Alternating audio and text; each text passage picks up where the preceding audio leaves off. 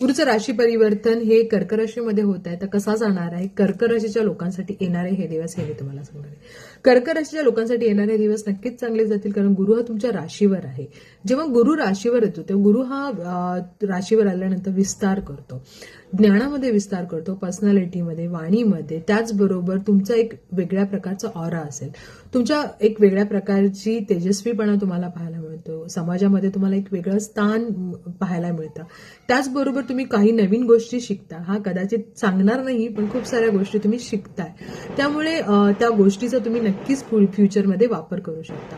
त्याचबरोबर कर्क राशीच्या लोकांना असं सांगितलं जातं की जरी गुरु गोचर असेल तरी थोडंसं तुम्हाला सांभाळून वागावं लागेल. म्हणजे कधी कधी वादविवाद होण्याची सुद्धा शक्यता असते. आता कारण काय ते हे मी तुम्हाला सांगतेच, पण त्याचबरोबर पाचवी दृष्टीने तुमच्या पाचव्या घराकडे बघत असल्याने मुलांची प्रगती चांगली होईल, चांगल्या गोष्टी होतील.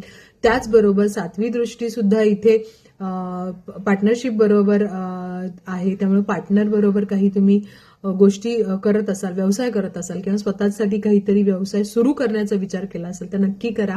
चांगली ऑपॉर्च्युनिटी आहे, त्याबद्दल तुम्ही नॉलेज गेन कराल, चांगल्या गोष्टी शिकाल, त्यावर काम कराल.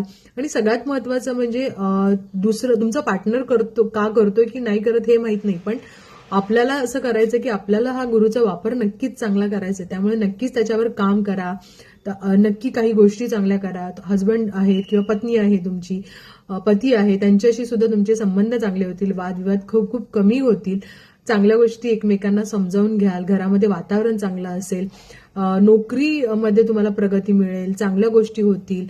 धार्मिक यात्रा करायची असेल त्याही होण्याची शक्यता आहे. हा थोडंसं वडिलांची तब्येत थोडीशी बिघडू शकते, त्यामुळे वडिलांच्या तब्येतीकडे नक्की लक्ष द्या. सगळ्या गोष्टी तुमच्यासाठी छान आहेत. फक्त एकच आहे, तुमची धनुरास इथे 6व्या घरावर बसते. 6वं घर हे शत्रूचं आहे. त्यामुळे इथे जेव्हा गुरु तुमचा गोचर होत आहे कर्क राशीमध्ये, त्यामुळे तुम्हाला असं सांगितलं जातं की थोडं वादविवाद होण्याची शक्यता असू शकते. त्यामुळे थोडं सांभाळून राहा. नक्कीच तुमच्या बाजूने गुरु आहे, त्यामुळे चांगल्या गोष्टी घडतील, पण कधी कधी काही गोष्टी सांभाळून करणे फार गरजेचं असतं.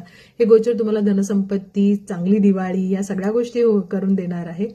सो आणि नॉलेज शिका. काही शिकायची इच्छा असेल तर तुमचा ऑक्कल सायन्सकडे सुद्धा झुकाव असणार आहे. काही नवीन काहीतरी शिकाल, या सगळ्या गोष्टी तुमच्या आयुष्यात होतील.